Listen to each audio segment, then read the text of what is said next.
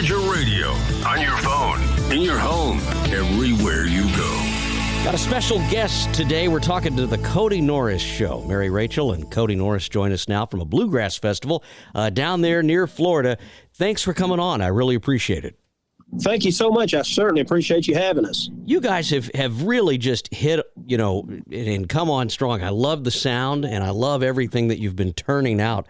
I want to talk about your latest single and whatnot, but I've got to ask how you got started, because you don't get into this with the speed and veracity that the two of you have without having some kind of history. What is it, Mary Rachel and Kody?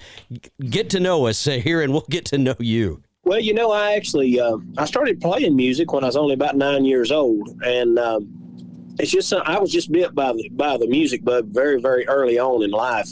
And my dad, he didn't play any music, but he listened to music all the time, and took me to a lot of different festivals throughout East Tennessee, Southwestern Virginia, Western North Carolina. We were always going to something, and I kind of, early teens, you don't know what you're going to do, as everybody doesn't.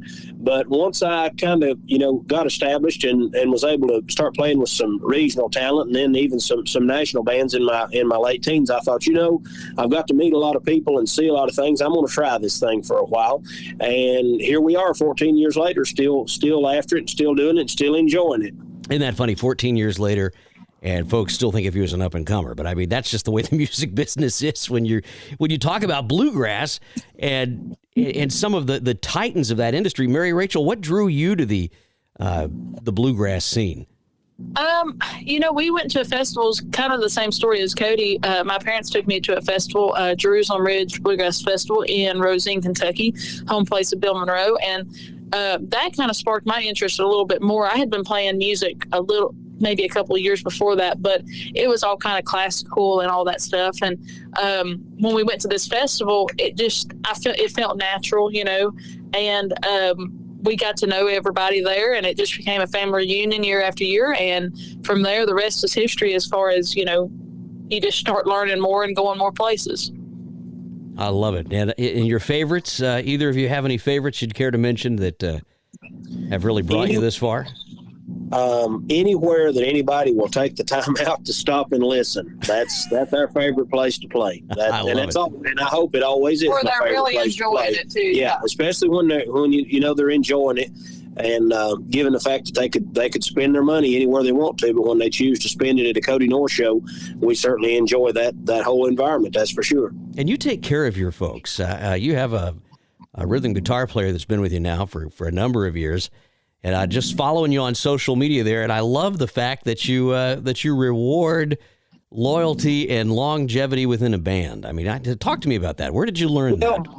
I've always really been a fan of that, and any successful business realizes you don't do it alone. You never do it alone. You've got to have good help, and I am so fortunate to have good bandmates in the band, and good solid help, and of course, Mary Rachel and I being married, that's made a tremendous difference in what we have going on. But Josiah Tyree, my banjo player, he's been with us for 6 years, and Charlie Lohman, our bass player, he just recently celebrated 3 years with us. And when you hit those milestones, I think that you need to be recognized and rewarded for that.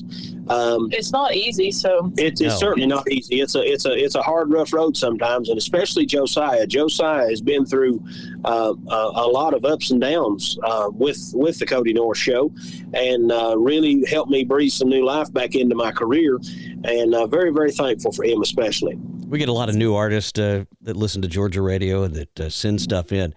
Any words of wisdom for the folks that are out there swinging for the fences and riding those nasty converted rental car vans, whatever it is, to a show?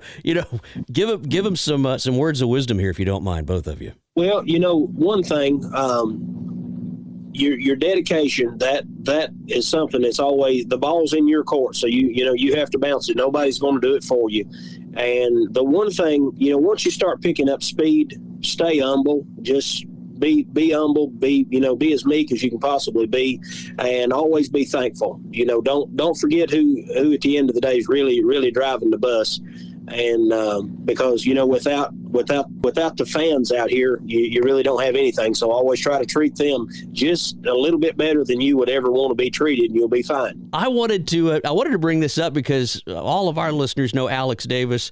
We knew him back when he was probably 7 or 8. His dad and I are in the air show business together and whatnot. But Alex is a force to be reckoned with at what is he, 10 now? Yeah, and y'all know him. Yeah. I just recently met him. We did the Wood Songs. Oh, sure. Music Hour. We did that here about a month ago, I guess. And he was the kid artist on the show that night. Got acquainted with he and his family while they were there. And actually, we're really, really excited. Alex is going to be coming to the Station Inn in Nashville, Tennessee, the 31st of March to pick a tune or two with us on stage. So we're excited about that. Well, thank you from all of us for helping him out and fostering his career. Where are you going to be in the next few days here, so we can all stay in touch? And if we can buy a ticket, come see you. Yes. We've got a lot of dates coming up. Actually, coming up. This weekend we're in Dunellen, Florida, at the Withlacoochee Bluegrass Festival. Then coming up on we start there on Thursday. Then coming up on Friday and Saturday, we're in Canton, Texas, for the Van Zandt County Bluegrass Festival, and that's on the 17th and 18th. Then the following weekend, we're in Leesburg, Virginia, at the Luckett Schoolhouse, and also we've got a little something special up our sleeve. I can't announce that. I almost did, but it's a secret. And later on in the month, we'll be at the Station Inn, and then Bristol Bluegrass Spring Fest in Bristol, Virginia. But Kody, you should tell them about the something. Oh, I'm so very excited about this. Coming up, the announcement was just made yesterday. Coming up on Saturday, July the 22nd, this will be the very first annual Backyard Breakdown, and that's going to be at the home of Mary Rachel and I in Mountain City, Tennessee. That'll be a whole afternoon of award-winning bluegrass music, a catered dinner, bonfire, jamming, the whole 9 yards right in our backyard. That will feature Terry Balcom's Dukes of Drive and Joe Mullins and the Radio Ramblers, some of my best friends in bluegrass music, and they will be coming there to our home. And of course, Miss Cindy Balcom, she'll be handling the master of ceremonies duties that day, and it's just going to be a good time. Folks can check out our website at thekodynorrisshow.com. Remember, friends, that's Kody with a K. Anything else would be Sody, and I wouldn't want you to be confused. Go over by, check out the website. You can get all the ticket and information for the Backyard Breakdown. The Kody Norris Show. Thanks for coming on, Georgia Radio. Sure appreciate it. Thank you so much. Let's do this again sometime.